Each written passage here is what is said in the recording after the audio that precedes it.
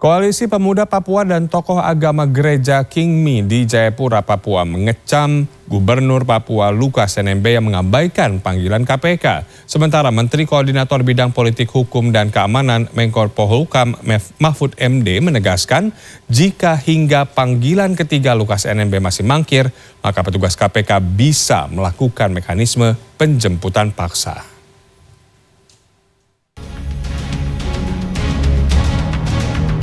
Sejumlah tokoh pemuda dan agama menggelar konferensi pers di kota Jayapura, Papua pada Minggu sore. Dalam konferensi pers tersebut mereka mengecam tersangka kasus dugaan korupsi gratifikasi senilai 1 miliar rupiah, yaitu Gubernur Papua Lukas NMB yang tidak memenuhi panggilan KPK. Selain orang nomor satu di Provinsi Papua, mereka juga mengecam pihak yang mengatasnamakan rakyat Papua yang menghalangi proses hukum terhadap Gubernur Papua. Kami mendukung negara dalam rangka pemberantasan kasus korupsi di tanah Papua.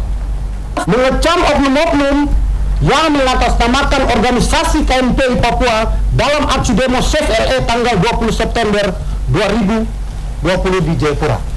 Meminta Mendagri menonaktifkan gubernur apabila terbukti korupsi. Sementara itu, tokoh gereja King Mi di Papua, Pendeta Jonas Bonda juga mengecam Gubernur Papua yang diduga sering bermain judi kasino di luar negeri. Kalau pemimpin yang main hal-hal yang tidak benar, masyarakat juga mereka akan ikut. Apalagi gubernur yang main, masyarakat bilang apa? Gubernur saya bisa main, kita ini ada untung apa? Kita juga bisa main. Jadi kami dari tokoh gereja kami tidak bisa untuk membela orang yang bersalah. Sebelumnya, Masyarakat Anti Korupsi Indonesia (MAKI) membocorkan aktivitas Lukas NMB yang diduga bermain judi di luar Indonesia. Koordinator MAKI, Boyamin Saiman, kepada Detikcom mengklaim memiliki bukti Lukas NMB pergi berjudi di 3 negara masing-masing Singapura, Malaysia, dan Filipina pada April dan Juli 2022.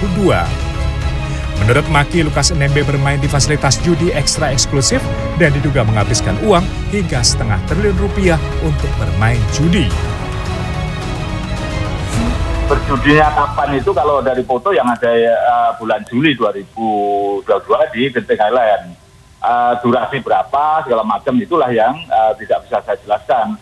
Lebih banyak berobat atau lebih banyak berjudi, saya juga tidak bisa menjelaskan karena memang itu sepotong-sepotong yang saya sampaikan pada masyarakat ini untuk lebih menjelaskan ketika PPATK menjelaskan ada dugaan rekening kasino sampai 560 miliar.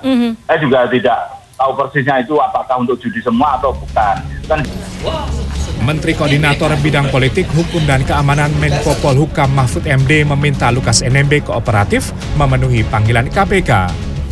Mahfud MD menegaskan, jika Lukas NMB tidak mengindahkan pemanggilan ketiga KPK, maka sesuai mekanisme, petugas KPK akan melakukan penjemputan paksa. Soal pemanggilan itu sudah ada mekanismenya di MK ya, di KPK. Di KPK itu sudah aturannya, sudah dipanggil 1, 2, 3, panggil paksa, DPO, kan gitu urutannya. Ya dipanggilannya dulu baik-baik, kan belum tentu tidak datang gitu. Seumpama datang, itu apakah perlu dibantalkan ke rumah sakit atau tidak dan sebagainya, nanti KPK udah punya mekanisme sendiri.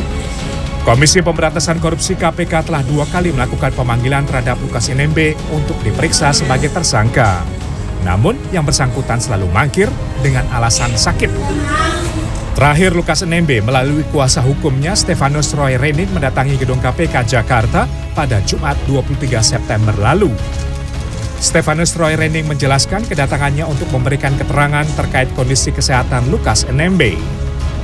Ia menyatakan Lukas NMB tidak dapat hadir dalam penjadwalan ulang pemeriksaan pada Senin 26 September dengan alasan sakit.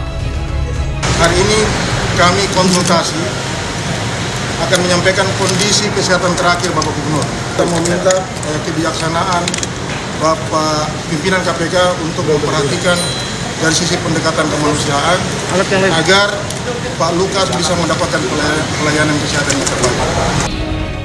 Sebelumnya, Lukas NMB telah ditetapkan KPK sebagai tersangka kasus dugaan korupsi terkait APBD di Papua. Tim Liputan CNN Indonesia.